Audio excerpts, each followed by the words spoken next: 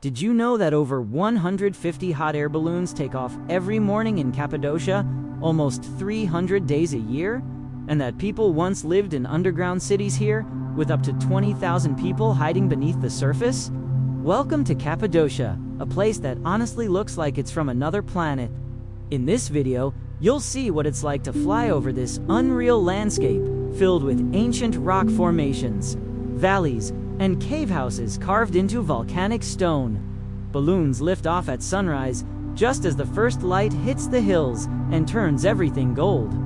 From above, the view is surreal, especially the famous fairy chimneys, those strange natural rock towers that make Cappadocia so unique. No noise, no stress, just you, the sky, and a view you'll never forget. Now, sit back and enjoy the beauty of Cappadocia. No text, just pure magic.